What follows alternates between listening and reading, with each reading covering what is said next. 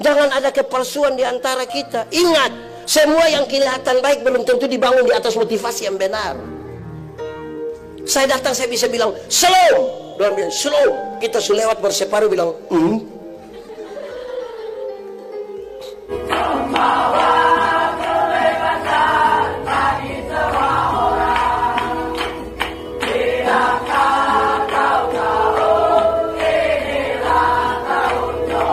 Tema kita hari ini tema nasional. Kita baca sama-sama 1, 2, 3. Itu kurang kuat itu. Coba kuat sedikit. 1, 2, 3. Marilah sekarang. Pembacaannya saya ajak kita merenungkan bagian ini ulang dari Injil Lukas pasal 2 ayat 8 sampai 15. Injil Lukas pasal 2 ayat 8 sampai 15 yang sudah dapat katakan amin. Amin, betul. Dia tidak buka Alkitab juga amin. Itu tipu. Dan pasti dia tidak ikut ke Bethlehem. Injil Lukas pasal 2 ayat 8 sampai 15. Gembala-gembala. Di daerah itu ada gembala-gembala yang tinggal di padang menjaga kawanan ternak pada waktu malam. Tiba-tiba berdirilah seorang malaikat Tuhan di dekat mereka dan kemuliaan Tuhan bersinar meliputi mereka dan mereka sangat ketakutan. Lalu kata malaikat itu kepada mereka, jangan takut, sebab sesungguhnya aku memberitakan kepadamu kesukaan besar untuk seluruh bangsa. Hari ini telah lahir bagimu juru selamat, yaitu Kristus Tuhan di kota Daud. Dan inilah tandanya bagimu, kamu akan menjumpai seorang bayi yang dibungkus dengan lampin dan terbaring di dalam palungan. Dan tiba-tiba tampaklah bersama-sama dengan malaikat itu sejumlah besar bala tentara sorga yang memuji Allah, katanya, kemuliaan bagi Allah di tempat yang maha tinggi, dan damai sejahtera di bumi di antara manusia yang berkenan kepadanya. Setelah malaikat-malaikat itu meninggalkan mereka dan kembali ke sorga, gembala-gembala itu berkata seorang kepada yang lain, marilah kita pergi ke Bethlehem untuk melihat apa yang terjadi di sana, seperti yang diberitahukan Tuhan kepada kita. Demikian firman Tuhan. Berbahagia setiap orang yang mendengar firman, memelihara dan melakukan dalam hidup setiap hari. Shalom. Natal bukan sekedar tuntunan, tetapi sekaligus Natal itu tantangan. 1, 2, 3. Kasih tahu kawan di sebelah. 1, 2, 3. Natal itu pendeta. Lalu kita hari ini apa? Tantangan kita adalah tema kita. Baca sama-sama, marilah kita pergi ke Bethlehem. Itu tantangan kita. Nanti sebentar penjelasan berikut. Tapi itu tantangan kita, adalah tema kita. Nanti apa itu Bethlehem, pergi buat apa di sana, sebentar kita bicara. Tapi itu tantangan. Dan hari ini ketika kita merayakan Natal, Natal ini input, cas. Pakai bahasa Kupang bilang, kamu sudah rayakan Natal jadi? Sudah Natal jadi? Sudah Natal jadi kenapa? Kan itu dia punya maksud begitu. Nah, saudara-saudara, ini bacaan yang puluhan tahun kita baca. Saya mau ajak kita merenungkan bagian-bagian ini sampai pada kemudian kalimat itu muncul, marilah kita pergi ke Bethlehem. Kronologi paling pertama adalah peristiwa di padang belantara. Lokus pertamanya padang belantara. Pertanyaan paling gampang adalah, pendeta, kenapa di padang belantara? Jawabannya adalah, kisah di padang belantara tidak bisa dipisahkan dari kisah dalam Kejadian pasal 4. Kisah dalam Kejadian pasal 4, Kain dan Habel. Di padang itu tempat di mana kakak adik mesti bersayang. Tempat di mana mereka harus berbagi kasih. Tempat di mana mereka menikmati indahnya alam semesta. Justru di padang itu Kain tega sekali membunuh adiknya Habel. Sehingga nyanyian perdamaian dari sorga pertama-tama dinyanyikan di tempat-tempat di mana persaudaraan kita penuh dengan kepalsuan. Kita duduk bersama-sama tapi kita bernyanyi bersama-sama tapi orang bertanya, pendeta, kenapa Kain tega sekali membunuh adiknya Habel? Karena perjumpaan antara akal dan perasaan sudah tidak lagi berimbang. Perjumpaan yang tidak berimbang antara akal dan perasaan, orang tidak pandang mana saudara, mana bukan saudara. Puncaknya Kain tega membunuh adiknya Habel. Saya mau tanya kita dulu, jemaat. Di sini jemaat 10. Jemaat. Di lu ini persaudaraan aman. Kakak adik aman. Ipar-ipar aman. Jangan mertua agak aman. Saya lihat saudara mulai kacau dengan mertua ini. Hubungan antar gereja aman. Tidak ada dusta di antara kita.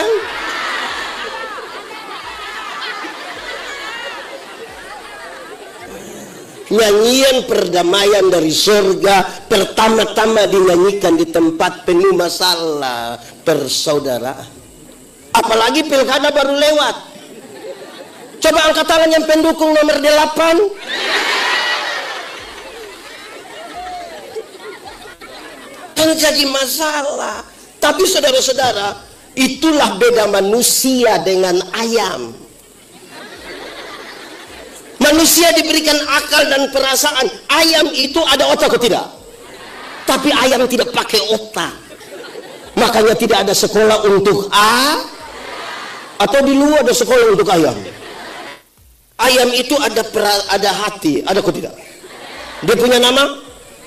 Hati ayam. Tapi ayam tidak pakai perasa. Makanya dia mau kencing di mana dia taruh saja. Kan dia tidak ada perasa. Makanya ayam tidak tahu cemburu. Di sini ada yang biasa cemburu? Ya karena dia bukan ayam. Perjumpaan yang berimbang antara pikiran perasaan membentuk karakter. Tapi sudah peristiwa Padang itu, peristiwa di Padang itu terjadi karena iri hati. Tahu iri hati? Coba angkat tangan yang iri hati. Di sini orang tulus-tulus semua. Sedikit lagi dunia kiamat di sini. Iri hati ialah lebih baik saya rugi asal Pak Yorim rugi lebih banyak daripada saya untung tapi Pak Yorim untung lebih. Saya pakai contoh saja. Ada dua orang yang sama-sama suka iri hati. Dorang dua berdoa kepada Tuhan. Karena Tuhan tahu dorang dua suka iri hati. Tuhan bilang, malaikat urus dorang dua dulu. Malaikat datang, malaikat bilang, kamu dua ini yang suka iri hati, jadi hanya satu yang berdoa, yang satu tidak boleh berdoa. Tapi yang berdoa minta apa? Yang tidak berdoa dapat 2 kali lipat. Jadi kalau pendeta Yorim berdoa minta motor 1, pendeta Yandi dapat motor. Di antara kamu dua siapa berani berdoa? Kami dua sama-sama tidak mau. Tidak mau. Karena harus berdoa maka tarik semacam lot. Pendeta Yandi berdoa. Saya pikiran ini. Kalau minta kaya nanti Pak Yorim lebih. Akhirnya pikir-pikir saya berdoa. Sudah Tuhan. Kalau begitu kasih saya punya mata buta 1.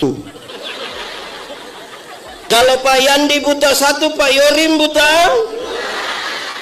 1 rugi atau tidak? Rugi atau tidak? Tapi lebih senang lihat orang buta. Sebentar pulang dari sini jalan kaki ada orang bawa motor hampir tabrak, dia silih sedikit itu orang lewat 20 meter jatuh. Brrr. Kita bilang apa? Mampus. Lihat begini ternyata dia punya bapak yang jatuh. Senang sekali lihat orang susah dan susah sekali lihat orang di Lu ada, di Berau ada, di Lamberese ada. Dia ada ikut ibadah di sini. Coba cubit dia sedikit.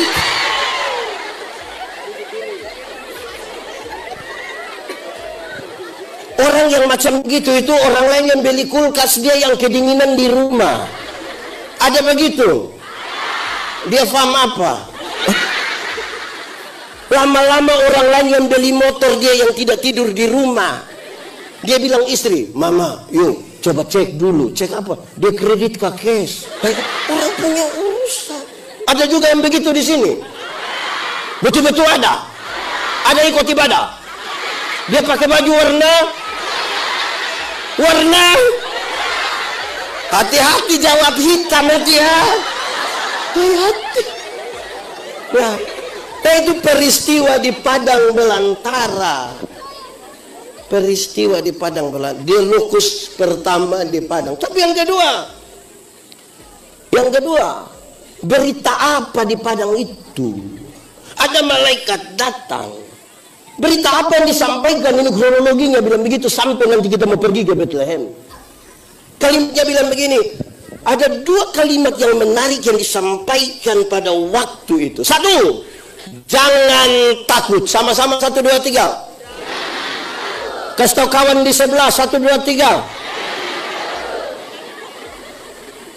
Melihat mereka semua ada ketakutan, berita yang pertama bilang, jangan.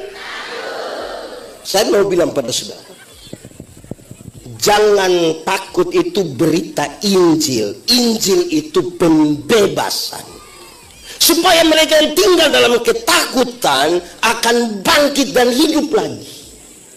Pembebasan. Tapi ada banyak orang Kristen, ada banyak gereja masih suka kasih taku orang. Apalagi menjelang Natal. Dia suka bawa film neraka, diputar di kampung-kampung.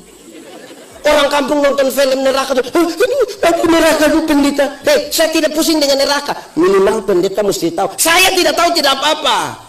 Kenapa? Kalau saya harus masuk surga bukan karena ketakutan di neraka, tapi karena Kristus mati bagi saya. Saya melayani di banyak rumah sakit. Ada oma-oma tua sekali. Kita pergi, kita berdoa. Oma, iya pendeta. Kita berdoa ya. Iya, tapi pendeta doa habis oma mati. Tapi oma mati masuk surga. Terus kita jelaskan sendiri sedikit. Terus dia bilang, pendeta mati hari ini atau besok sama saja. Tuhan yang memberi, Tuhan yang mengambil. Terpujilah nama Tuhan. Bahkan di lembah kekelaman, di lorong-lorong maut, dia siap berhadapan dengan kematian. Supaya kalau ada anak muda datang ke saya, dia bilang begini, pendeta Yandi, saya rasa saya manusia paling berdosa di dunia. Pendeta Yandi bilang, Ade, pendeta juga orang berdosa, tapi cinta Tuhan lebih besar dari kita dua punya kesalahan. Itu Injil. Bayangkan kalau ada anak muda datang kasih tahu, pendeta Yandi, saya rasa saya manusia paling berdosa. Iya, saya lihat engkau punya muka-muka berdosa ini, saya lihat ini. Engkau kalau tidak bertobat, kaki tangan akan patah buang semua. Berita apa itu? Di sini ada yang biasa kasih takut orang. Ingat, yang biasa kasih takut orang itu setan. Injil itu pembebasan. Saya mau tanya ibu-ibu dulu. Ibu-ibu, kasih makan anak umur 2 tahun gampang atau susah? Kenapa susah? Dia lari-lari kan? Dia lari-lari begitu ikut dia punya papa atau dia punya mama? Dia kejar, sudah setengah jam terus dia punya mama bilang begini, ini anak tidak bisa mengerti orang tua sedikit. Anak umur 2 tahun suruh mengerti dia punya mama yang 40. Ibu-ibu, kalau anak-anak tidak mau makan, omong dia baik-baik. Adek, makan sayang biar sehat, biar tambah besar, bisa tolong papa mama. Ini anak tidak mau makan, dia punya mama bilang, makan itu ada omong. Terus itu orang juga datang, wah, di sini ada yang begitu. Itu om-om yang biasa kasih takut anak kecil ada di sini. Itu om yang mana, itu kasih tahu dulu. Besok kita sudah tua, itu anak sudah besar. Dia kasih takut kembali kita. Apa yang kamu tidak mau orang perbuat kepadamu, jangan perbuat kepada. Aduh. Jemaat. Kalau malam-malam itu anak belum bisa tidur, jangan kasih takut dia. Omong baik-baik, adek, ayo tidur sayang, biar bangun pagi tubuh sehat. Ini anak tidak mau tidur, dia punya papa mama sepakat kasih mati lampu. Setelah mati lampu, dia punya bapak keluar lewat pintu belakang menuju jendela kamar. Dan dengan yakin sekali dia punya bapak garuk jendela.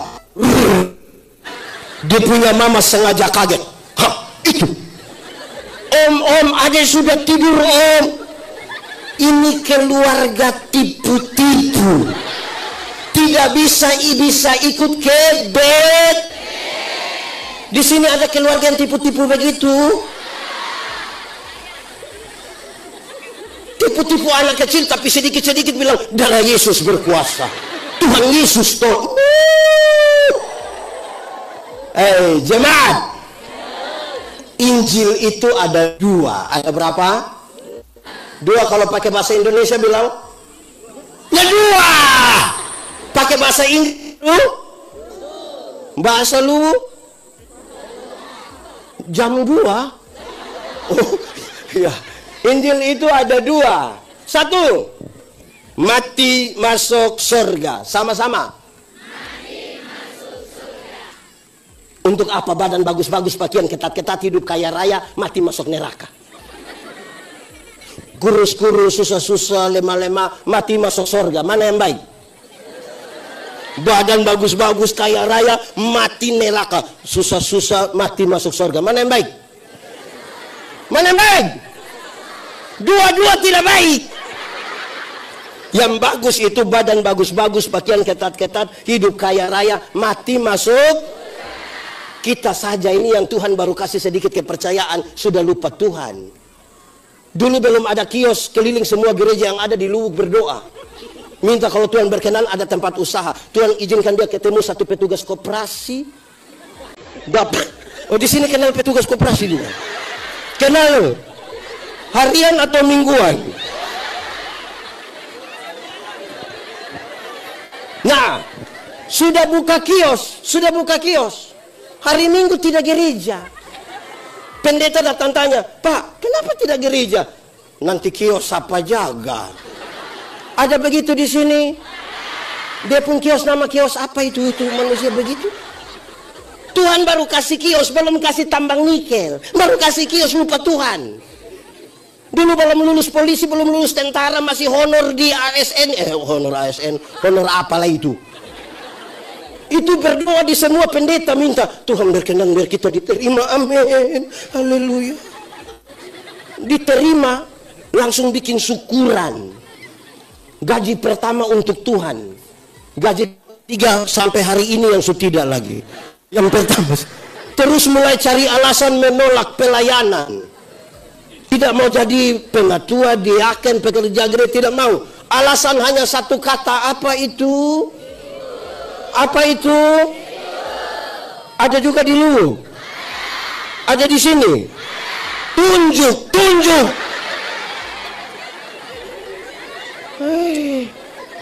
Mati masuk. Itu pertama. Kedua, Injil yang kedua. Dia mau kasih tahu begini. Saya tanya kita, tolong jawab. Surga lebih baik atau dunia lebih baik? Surga lebih baik atau dunia lebih baik? Yakin surga lebih baik? Aman? Amin? Mantap? Kalau begitu siapa mau pergi sekarang? Coba angkat tangan yang mau pergi sekarang ke tempat yang lebih baik itu. Coba angkat tangan. Kalau sampai ada yang angkat tangan, kemungkinan besar dia ada masalah dengan petugas koperasi.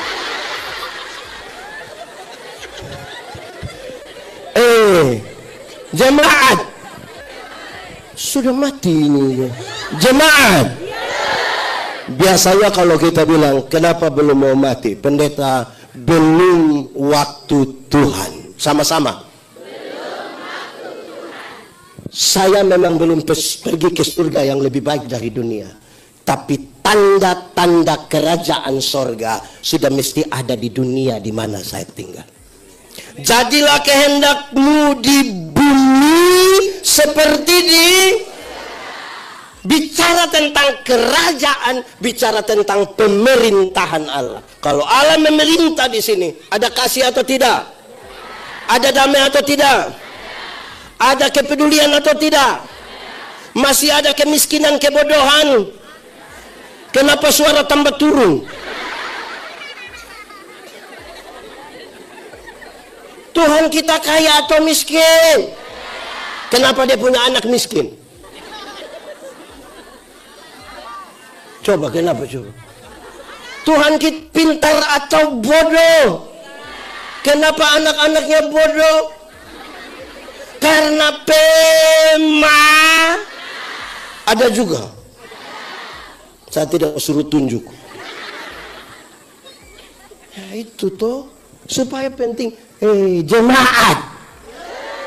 Untuk itulah dia bilang, jangan. Itu bahasa pertama. Bahasa yang kedua dia melanjutkan itu kata jangan takut. Kalimat jangan takut. Hari ini telah lahir bagimu juru selamat. Itu pengulangan dari satu kalimat yang sangat penting. Adam dan Hawa itu di Taman Eden, mereka melakukan sesuatu, melangkah melewati batas yang Tuhan tentukan. Semua tanaman dalam taman ini boleh kau makan, yaitu tidak boleh. Waktu orang melewati batas itu, jadilah dosa, dibaca. Terus Tuhan datang, Adam, kamu gimana? Pertanyaan itu bukan karena Tuhan tidak tahu Adam sembunyi di mana. Tuhan tahu kok tidak? Tuhan tahu kok tidak? Sudah tahu kenapa tanya? Tuhan tahu kok tidak? Sudah tahu kenapa tanya? Adam, kamu di mana? Untung Adam tidak bilang, kamu nanya. Adam cari masalah itu, Adam mau mati tuh. Ini pertanyaan mengirim pesan. Adam, kenapa engkau memutuskan hubungan dengan saya? Adam, kamu di mana? Kami di sini Tuhan. Buat apa di situ? Kami sembunyi Tuhan. Kenapa kamu sembunyi? Kami telanjang Tuhan. Kenapa kamu telanjang? Kami ada makan ini buat. Siapa suruh kamu makan? Orang dua baku tuduh. Kamu buat sini. Tuhan panggil, Tuhan kasih pakaian. Tuhan yang bikin pakaian bagus ke tidak? Kenapa suara kecil? Tuhan kasih makan. Tapi kemudian Tuhan bilang begini, keluarlah kamu dari Taman Firdaus.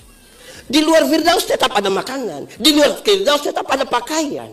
Tapi tinggal di luar Firdaus berarti tinggal di luar dari inti kehidupan. Makanya sampai di Golgota, ini sebuah rentetan yang panjang. Di Golgota itu penjahat yang begini, Yesus, ingat akan aku kalau engkau datang sebagai raja. Kalimat ini berulang. Yesus bilang, hari ini juga aku bersama-sama dengan kamu di dalam. Hari ini juga aku membawa kamu masuk kembali ke dalam inti kehidupan. Jangan takut, telah lahir bagimu juru selamat. Kalau begitu cari Tuhan jangan hanya sekedar mau sembuh dari penyakit. Tuhan bisa sembuhkan orang kok tidak? Tapi bukan dia datang untuk sembuhkan orang saja. Ada banyak orang tidak kenal Tuhan lebih sehat kok dari kita. Yang biasa minum cap tikus itu, Shopee itu, minum dari 3 hari lalu sampai tadi pagi istirahat sedikit minum ulang, dia tidak tahu sakit. Kita yang mengaku kenal Tuhan ini kena gerimpit pulang pilek. Jangan cari Tuhan sekedar hanya untuk kaya. Tuhan datang ke dunia bukan sekedar bikin orang untuk kaya. Itu bukan tujuannya. Ada banyak orang tidak kenal Tuhan malah lebih kaya dari kita. Betul betul tidak? Itu koruptor, itu kaya-kaya semua. Dalam punya rumah 2, 3, 4, 5, sampai tidak suka tinggal di rumah dan tinggal di penjara sana. Tapi kaya-kaya semua. Kita yang mengaku kenal Tuhan ini yang sedikit-sedikit pulsa habis, sedikit-sedikit garam habis. Mau beli sepatu Natal saja pakai tanya di itu orang, Mas, bisa bayar 6 kali?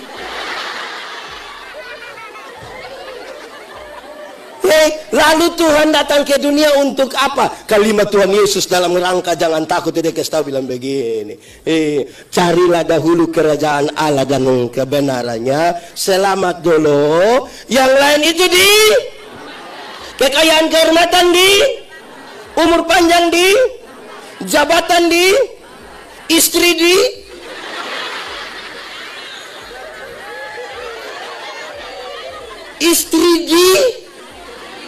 ibu-ibu sudah merah dalam muka. Gitu. Nah, itu beritanya, itu berita Injilnya. Kronologi pertama Lukasnya, kronologi kedua adalah beritanya. Tapi sekarang kepada siapa? Gembala. 1, 2, 3. Sama-sama kita tahu dalam masyarakat Palestina, gembala itu orang yang tidak bisa dipercaya, suka tipu dan suka bertengkar, rampas lahan untuk kepentingan pakan ternak. Pertanyaannya, yang duduk semua ini bisa dipercaya? Satu berita yang luar biasa disampaikan melalui orang yang tidak bisa Kenapa suara hilang? Ini semua bisa dipercaya?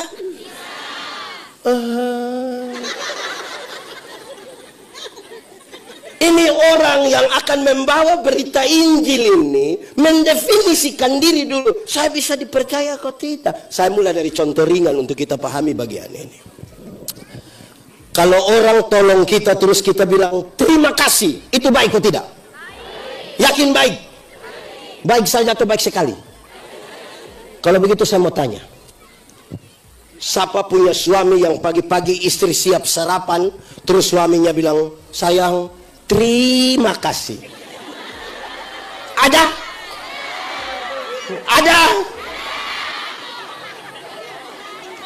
Ini suami dong ini. Istri bikin sarapan dan tidak terima kasih. Tapi kalau di Makassar, makan di warung, sudah bayar lagi, terima kasih lagi. Kadang janji itu, mbak, besok saya datang lagi ya mbak. Ada suami-suami begitu? Siapa punya suami coba angkat tangan kita. Hei, jangan angkat tangan. Ya, terus setelah dengar khotbah ini, suami pikir betul, ini pendeta yang diomong betul ini. Sebentar pulang, istri siap makan malam dengan yakin sekali. Dia punya suami bilang, sayang, terima kasih. Ibu-ibu langsung percaya. Coba kasih tahu saya, ibu-ibu langsung percaya kan? Bisa langsung percaya. Ini kan suami sendiri, kenapa tidak percaya? Ini orang sudah mau jadi orang baik ini, mendefinisikan diri sebagai orang bisa dipercaya. Sekarang dia bilang terima kasih. Dia punya istri saja pikiran. Pasti suami bilang sayang, terima kasih. Dia punya istri pikiran itu. Istri pasti pikir ada dua. Yang pertama pasti istri pikir begini, tidak tahu roh apa naik sapu suami. Atau yang kedua, jangan sampai istri pikir begini, jangan-jangan ini hari terakhir. Dia tiba mendefinisikan diri sebagai orang baik. Itu susah. Betul kok tidak? Ini yang duduk di sini ini bisa dipercaya semua ini. Mantap. Tidak ada akun palsu. Yang hujat-hujat pasangan calon itu ada. Itu. Nah, atau saya mau pisah lagi. Biar yang bawa lampu dia pusing. Itu saya mau pisah lagi.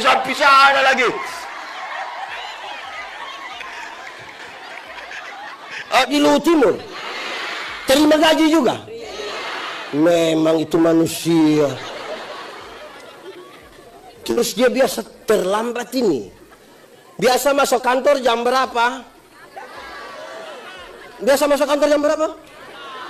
Jam 1. Jam berapa masuk kantor di Luwu? 7.30. Dia suka terlambat, datang jam 9. Terus setelah dengar khotbah ini, terus dia bilang begini, betul, sebaiknya kita jangan terlambat. saya harus berubah. Hari Senin dia pergi 6:30, paling duluan. Terus saudara sampai, saudara bilang, "Bapak, baru 6:30. Iya, saya mau datang, saya mau berubah setelah dengar khotbah." Saudara percaya? Ini orang yang sudah niat hati baik-baik ini, saudara percaya? Atau ada yang bilang, hari pertama. Jadi mendefinisikan diri sebagai orang yang bisa dipercaya itu susah. Betul kok tidak? Suami-suami di Luwu ini bisa dipercaya? Dorang punya HP pakai pola yang tidak rumit.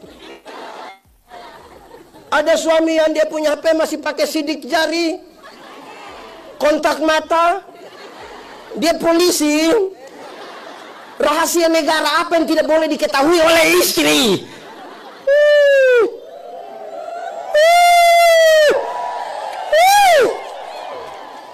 Mendefinisikan diri sebagai orang bisa dipercaya. Berita ini kita yang bawa. Saudara pernah kok tidak dengar kalimat bilang begini, "Kamu ini pergi ke gereja tiap hari tapi sama saja." Pernah dengar itu kalimat? Atau sendiri omong? Itu menunjukkan bahwa input kita tidak menghasilkan output. Terlalu jauh terpisah antara hari Minggu dan hari Senin. Hari Minggu bilang haleluya, hari Senin gila. Sampai Sabtu, Minggu haleluya, Yesus baik, baik.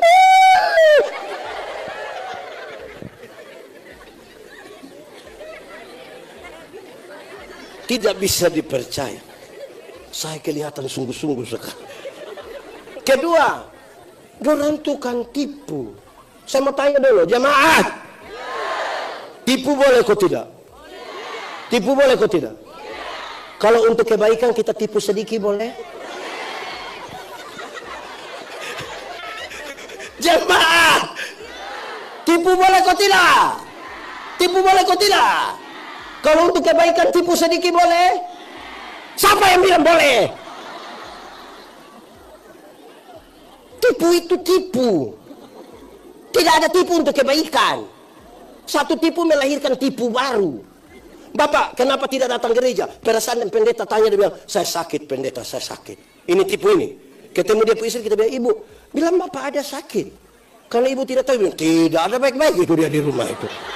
Terus kita ketemu dia, kita bilang, "Bapak, ibu bilang Bapak tidak sakit." Terus dia bilang, "Sebenarnya saya sakit tapi belum kasih tahu ibu." Alkitab mencatat, Bapa dari segala penipu ialah. Jadi pada waktu kita tipu, kita punya Bapa nama. Oh, di sini ada dia punya Bapa nama begitu. Pendeta Yandi, kami ini. Di Luwu tidak suka tipu. Kami hanya suka pakai dua kata, yaitu sebenarnya dan tapi. Kenapa kau tidak terima pelayanan? Sebenarnya saya terima Bapak. Tapi, tapi itu dia tidak terima. Kenapa kau datang terlambat? Siap! Sebenarnya saya tidak terlambat, komandan. Oh, tapi. Jadi sebentar pulang dari sini ketemu yang tidak datang ikut ibadah di sini, terus dia bilang, "Kenapa kau tidak ikut ibadah?" Terus dia bilang, "Sebenarnya sudah. Saya sudah tahu yang kau punya maksud itu." Di sini ada tukang tipu.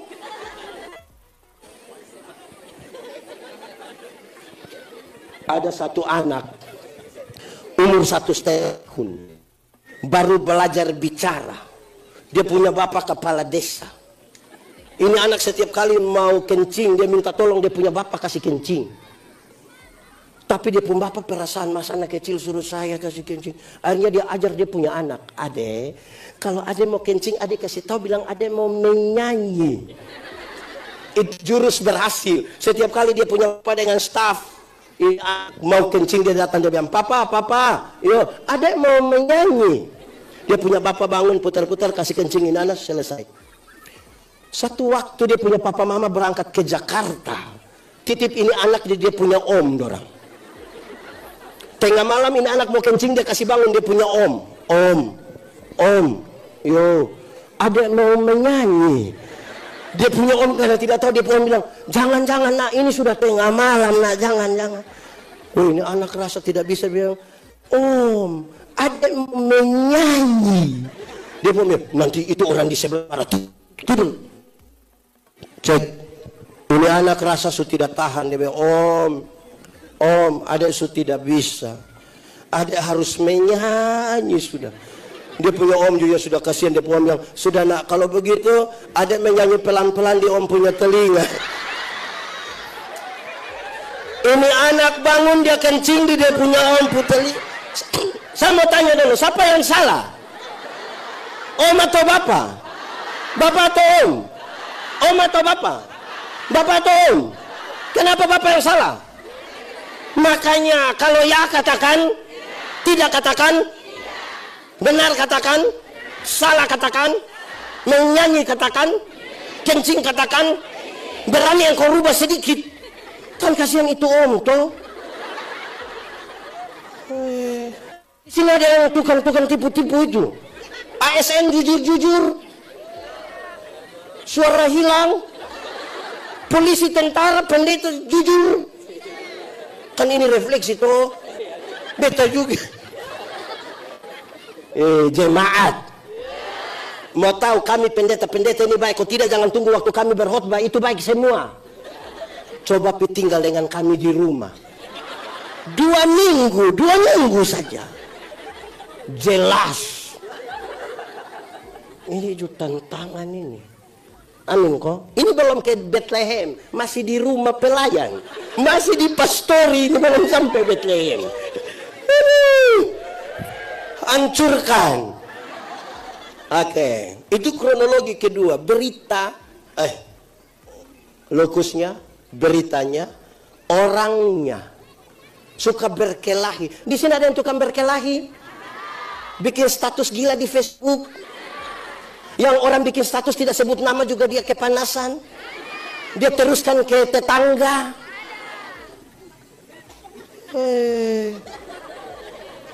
Susah betul. Tiap hari mau bertengkar berkelahi. Hei, sudah tua itu tolong jaga diri, asam urat. Tidak usah bertengkar berkelahi. Dia mau lawan semua orang, protes semua orang. Ada juga di Luwu, ada di sini. FAM, saya kan hanya tanya toh. Oke. Lalu saudara, setelah kalimat Injil itu, setelah tambah mic 1 kok 2 kok. Oke. Baik. Setelah kalimat itu, tampaklah bala tentara surgawi. Pertama kan dia sendiri. Setelah kalimat Injil itu, malaikat Tuhan banyak-banyak datang dan menyanyi. Ini menarik. Kenapa? Ada 2 pesan utama. Pertama, mereka bernyanyi bersama-sama.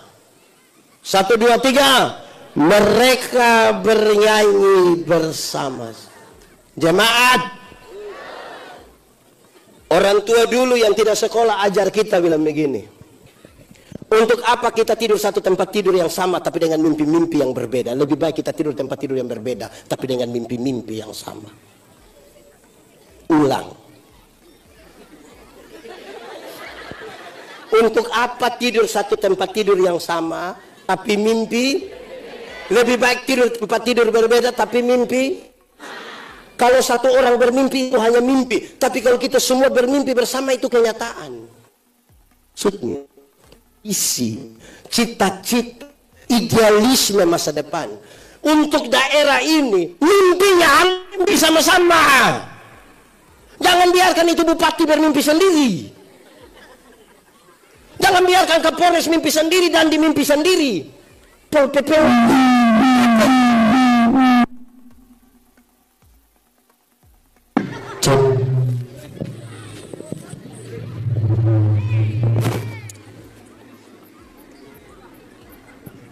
Makasih.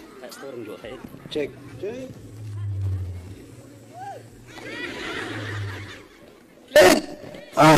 Sudah dengar? Ini soal visi, soal mimpi sama-sama. Soal mimpi sama-sama.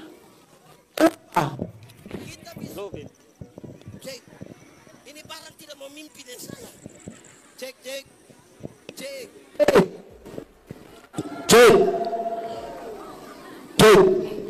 Sudah. Oke, saya meminta jawab. Cek. 4 langkah ke belakang. Cek.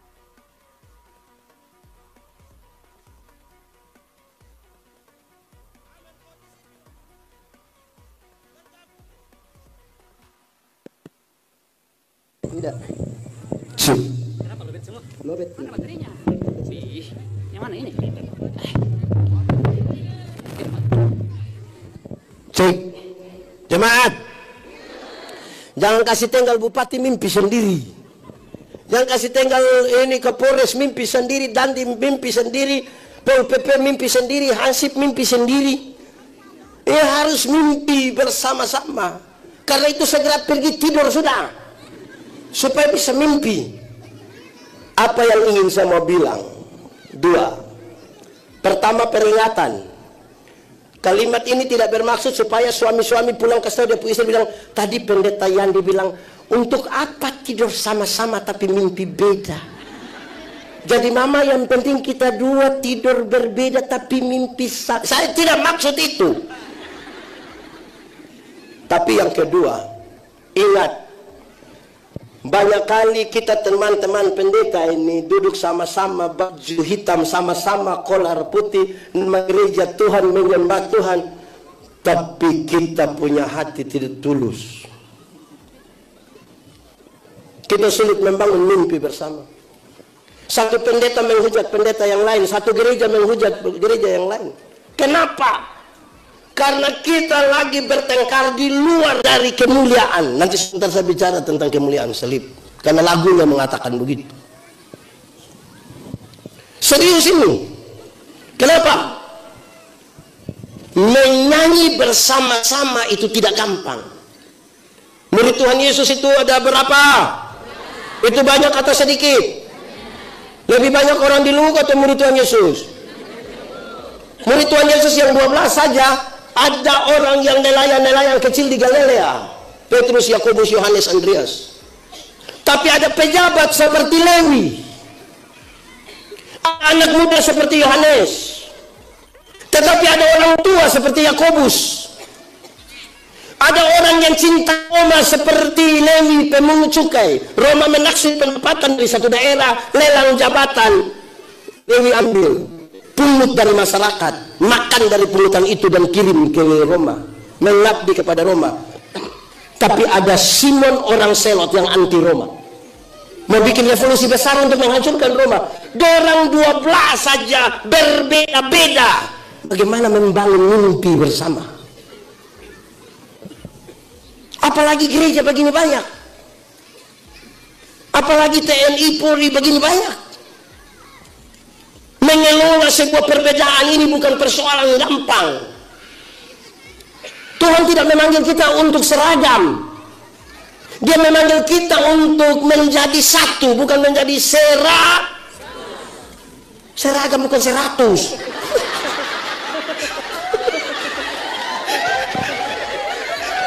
Aduh. Dipanggil menjadi bukan dipanggil menjadi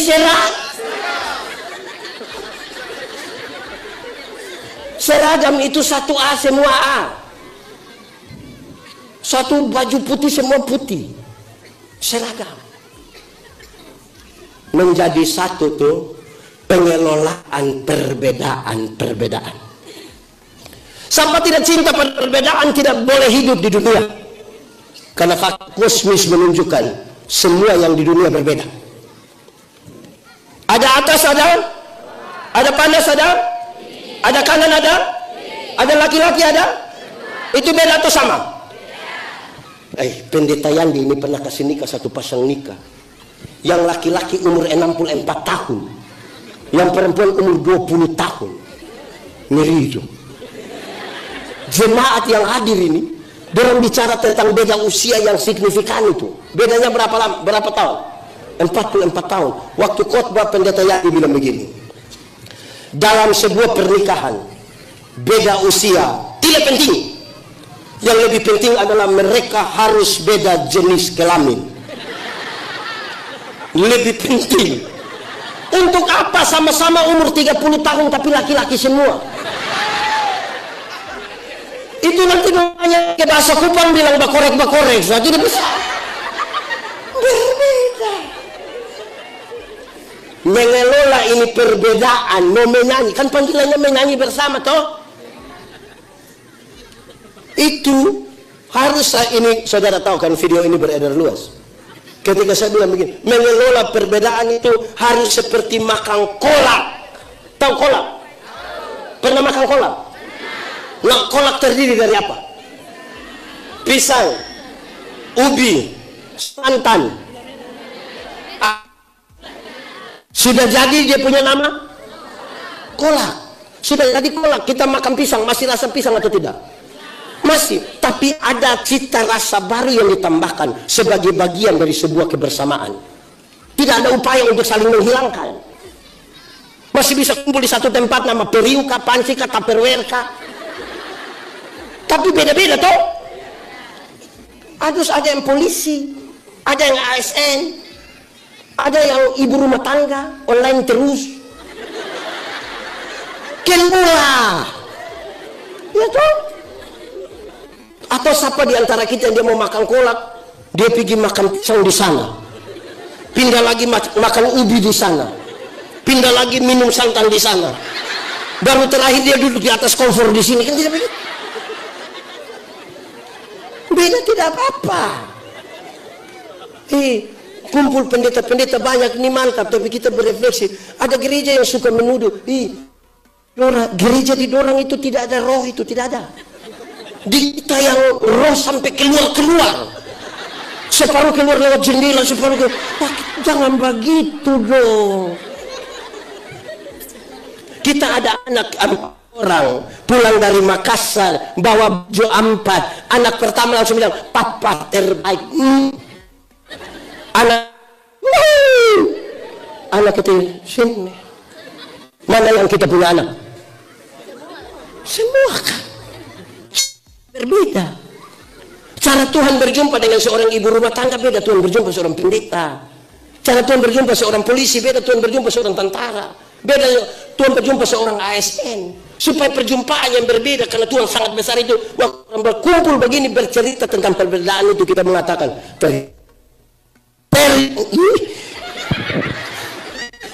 ternyata Tuhan kita luar biasa dalam perjumpaan ini. Menyanyi bersama. Untuk menyanyi bersama, tolong jaga itu suara 1, 2, 3 dan tolong jaga kapan masuk. Jangan kita menyanyi baru mulai sebelum hai dunia, tunggu sedikit kita semua. Jangan terlalu bikin diri inti. Berkhotbah. Aduh, saya berkhotbah di satu acara, ada ribuan orang hadir. Menurut khotbah ada kesaksian. Ada ibu satu bilang begini, waktu itu antara tidur atau tidak tidur, dia dibawa oleh malaikat ke surga. Surga itu bagus. Saya bilang, oh betul bagus. Dia jalan-jalan, terus dia lihat ada ruangan satu. Dia coba lihat, itu ruangan terdiri dari mulut-mulut semua. Mulut. Tahu mulut? Dia tanya malaikat, kenapa itu ruangan mulut-mulut semua? Terus malaikat bilang, oh itu mulutnya pendeta-pendeta. Kenapa malaikat bilang begitu? Pendeta itu khotbah bagus, jadi mulut masuk surga, tapi kaki tangan di neraka semua.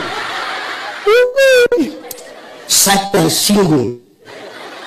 Pas mau khotbah, saya bilang, ibu, kita selesaikan yang tadi. Saya bilang, ibu tahu pisau? Tahu. Coba ibu ambil pisau, iris ibu punya jari kelingking. Sudah berdarah, coba ibu. Oke. Sudah berdarah, coba ibu bilang begini, sudah rasa. Dia bilang, tidak bisa.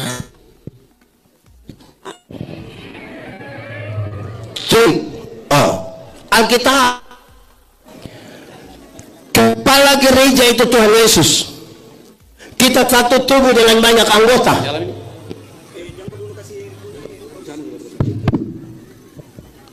Cek. Kepala gereja.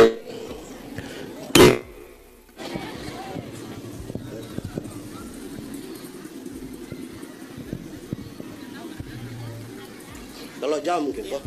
Nah, saya pulang. Dah. Saya pulang di sini. Aman kok. Cek. Oke. Saya bilang, ibu, Alkitab mengatakan Tuhan Yesus kepala gereja dan kita adalah anggota-anggota dari satu tubuh. Mata karena dia mata tidak lebih penting dari tangan. Kaki tidak lebih penting dari telinga. Semua dengan fungsi yang sama.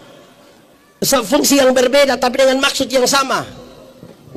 Siapa di antara kita yang malam-malam perut sakit mau pergi ke WC, kaki bilang perut, maaf, pergi sendiri.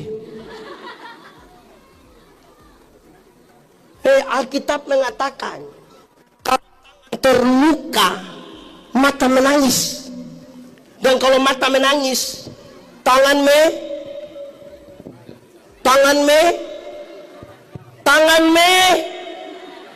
melap.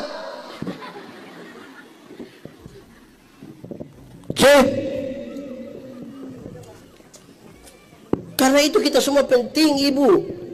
Jadi kalau mau masuk surga, mulut, kaki, tangan, perut masuk semua. Ibu jangan bikin pengajaran sesat.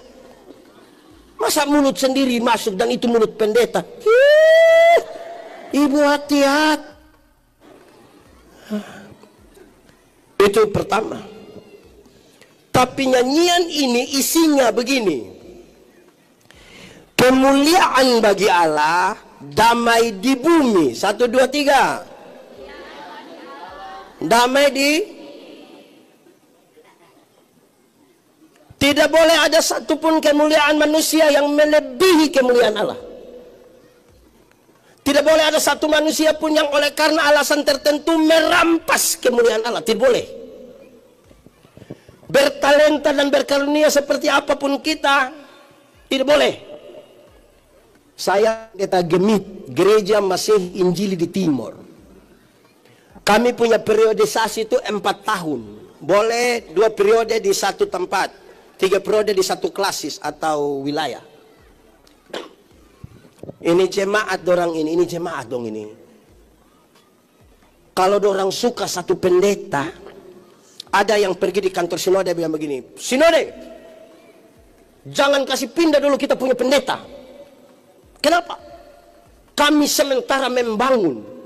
Oh, dia kepala tukang. Jadi kalau dia pindah itu pembangunan tidak jadi. Itu kalau suka pendeta. Kalau tidak suka pendeta, dia bilang,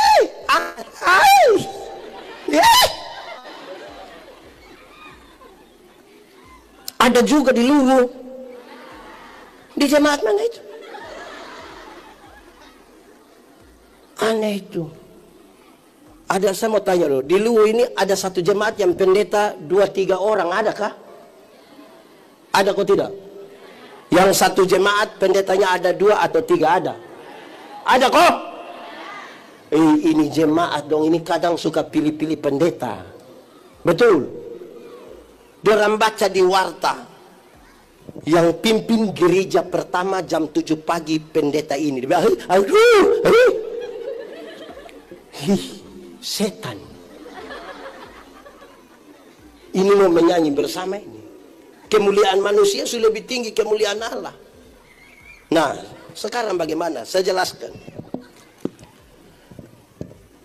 Kenapa pendeta saling menghujat, gereja saling menghujat? Karena kita lagi bertengkar sesuatu di luar dari kemuliaan salib. Alkitab mencatat dengan sangat baik. Tuhan Yesus tidak mati konyol di atas kayu salib, tapi dia dimuliakan supaya kita yang terputus hubungan dengan Allah disatukan kembali. Ada satu lagu lama, ini lagu terlalu tua, mungkin hanya orang tua yang tahu ini lagu, tapi kita menyanyi. Kalau saudara masih ingat, menyanyi ulang. Kalau tidak ingat, belajar ulang. Pada satu bukit, jauh dari sini, jauh dari sini, lihat salib, lihat salib Tuhan berdiri. Sepotong kayu kasar, sepotong kayu kasar, tanda dosa besar, tanda dosa besar. Di sana Tuhanku, di sana Tuhanku selamat. Ku datang pada salib itu, ku datang pada salib itu. Ku kenangkan cinta Tuhan, ku kenangkan cinta Tuhan. Ya ku jatuh pada kakinya, ya ku jatuh pada kaki. Sana ku dapat ampun dosa, sana ku dapat ampun dosa. Kenapa ada orang sombong? Karena dia suka melihat ke kiri dan ke kanan. Dia membandingkan siapa lebih bagus dari siapa. Tidak akan ada orang yang memandang pada salib itu dan menyombongkan dirinya. Tidak ada. Kalau hari ini saudara bertanya kepada Tuhan, Yesus, apakah engkau mengasihi aku? Seberapa besar engkau mengasihi aku? Dia tidak menjawab saudara. Kalau saudara tanya, seperti apa engkau mengasihi aku? Dia tidak jawab. Tapi dia merentangkan tangannya di kayu salib dan mati bagi saudara dan saya. Kalau orang datang pada salib itu, kesombongan tidak ada. Di sini ini ada yang sombong. Golongan 2 mah sombong. Gaya. Ada yang honor mampu sombong. Ada baru calon pendeta sombong. Ada pendeta kepala botak sombong. Janganlah. Rendahkan diri. Sedikit kita mau menyanyi sama-sama tuh. Rendahkan dirimu supaya bisa menyanyi sama-sama. Mau jalan bersama-sama. Jangan ada kepalsuan di antara kita. Ingat, semua yang kelihatan baik belum tentu dibangun di atas motivasi yang benar. Saya datang, saya bisa bilang slow. Dia bilang slow. Kita sudah lewat baru separuh bilang Saya khotbah di banyak bank di Indonesia. Saya bilang begini, ini ibu-ibu yang kerja di bank ini cantik-cantik semua. Mau lihat jauh atau lihat dekat, orang cantik semua. Pakai baju gagah-gagah lagi. Kerja di ruangan tertata rapi lagi, ber-AC lagi. Kita pergi di bank ini macam tidak mau pulang. Macam mau lihat-lihat terus, mau lihat-lihat terus. Baru naik tangga terakhir, dengan santun sekali dia bilang begini, selamat siang, ada yang bisa kami bantu? Terus saya tanya orang, ibu-ibu, siapa di antara ibu-ibu yang bangun pagi, lihat suami pas bangun terus dia bilang, selamat pagi, ada yang bisa kami bantu? Karena itu Paulus bilang, apapun yang kamu perbuat, perbuat dengan segenap hati, seperti untuk, dan jangan untuk, bukan seperti untuk manusia. Ini ASN yang juga satu. ASN. Ada yang bilang, dia pun teman satu mau rajin sedikit ini, yang dia bilang, ini negara banyak yang urus. Tidak usah terlalu sibuk lah. Pernah dengar itu kalimat? Atau omong sendiri? kerja baik-baik. Oh kaya.